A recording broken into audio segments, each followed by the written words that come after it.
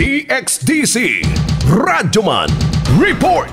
Gibutyag sa Davao City National High School nga nagmalampuson ang pag-ablisaw ng adlaw sa balik eskwela kagapong adlaw. Sa interview sa DXDC Arimen Davao, kang balik eskwela program coordinator Maricar Dalisay miabot sa kapino sa kalibo ka mga ginikanan ang miapil sa ng adlaw sa tinuig nga volunteerism sa paglimpyo sa mga lawak sa maong tulunghaan.